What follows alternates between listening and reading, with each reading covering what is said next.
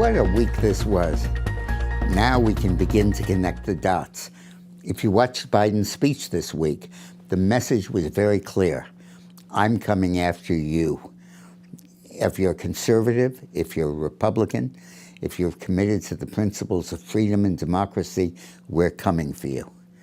It's a strategy that's just as pernicious and perhaps as effective as their 2020 campaign was.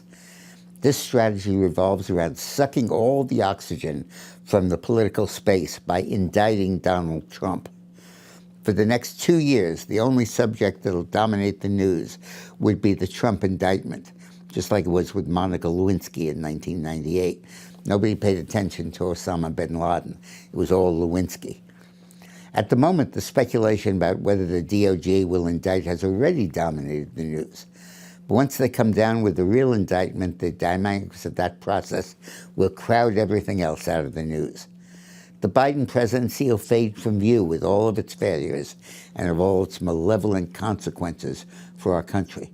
Nobody will be thinking about inflation or gas prices or the border. Everybody will be focused on the unfolding drama of Donald Trump and the archives. Earlier today, I was on a radio show in Chicago, and the host said, this archive scandal is like indicting someone for an overdue library book. The indictment would be for the picayune crime of mishandling government records that should be in the archives. There's no evidence that Trump misused the documents as president or since he's left office. But nevertheless, he may have committed a technical violation by not giving them to the archives. The DOJ would be indicting Trump for bad record keeping. The purpose of this indictment would be to foment a Republican primary challenge to Trump. The resulting civil war in the Republican Party will open the door wide to a Democratic victory. Nervous Republicans and rhinos alike will increasingly ask, why not DeSantis? Let's remember that when they ask that, they're asking, why don't we destroy the Republican Party? Because the transition from Trump to DeSantis would not be bloodless. Trump will rightfully battle back about having the presidency stolen from him by a phony, politically motivated indictment. The resulting division within the party might not heal for a decade and will certainly make a Democratic victory in 2024 a certainty. Now for my favorite segment. You can't make this up. The Wisconsin School Board has just approved a sexual education curriculum that instructs educators to refer to women as a person with a vulva.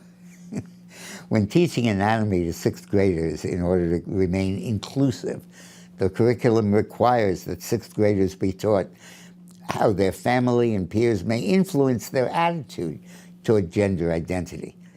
The curriculum recommends the kindergartners read Sparkle Boy, a story about a young boy who prefers to dress and act as a girl. Third grade students discuss gender identity, sexual orientation, and pronouns according to the curriculum.